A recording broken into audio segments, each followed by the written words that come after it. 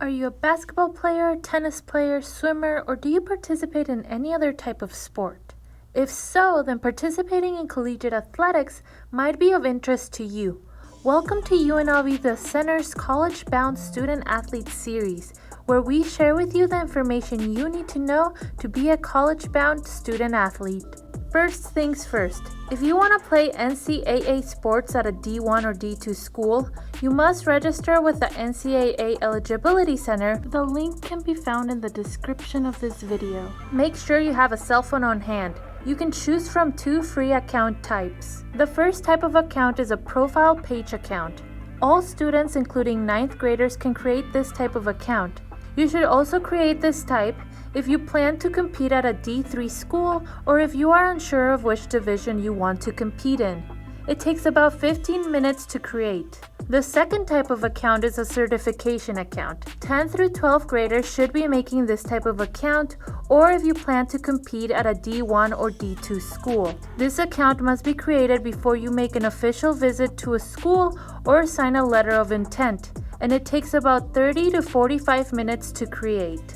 So what's needed to get started with creating your account? First, as a student, you need a valid and appropriate email address that you check regularly. This cannot be the email your high school gives you. You will also need to have your basic information on hand, such as your birthday, primary address, contact information, etc. In addition, you also need your basic student educational history. Make sure you have a copy of your transcript on hand to help you with this.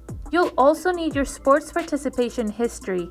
Have your coach's contact information if you played outside of your high school in club sports or other community sports.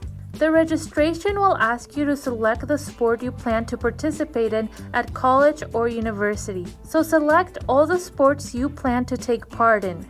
Lastly, there is a registration fee of $90 for US students and $150 for international students. You have 30 days to pay this fee or have it waived. Otherwise, your account will be deleted and you will have to reapply and restart your registration. Students who participate in a federally funded program such as TRIO ETS or Upward Bound, AVID, or any other similar programs can qualify for a fee waiver. You may also qualify if you receive low-income public assistance, if you are a ward of the state, live in a foster home or are homeless, and if you participate in a free or reduced lunch program at school.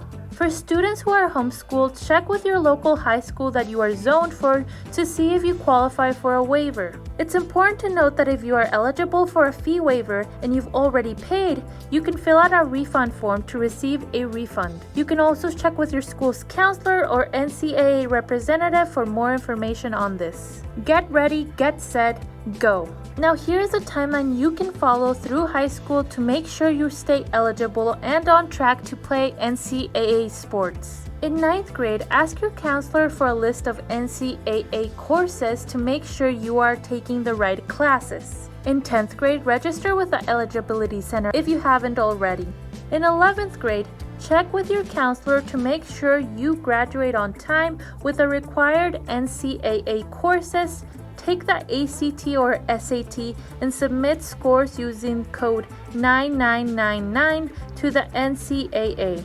At the end of the year, ask your counselor to upload your official transcript to the NCAA Eligibility Center. Finally, in your 12th grade, you should finish your last NCAA courses. Take the ACT or SAT again if you are not happy with your scores and resubmit your score. You should also complete all academic and amateurization questions in your NCAA account. This should be done your spring semester. After you graduate, ask your counselor to submit your official transcript showing proof of graduation to the NCAA. By following this information, you can make sure that you are registered with the NCAA and that you are staying on track during high school. Thanks for watching!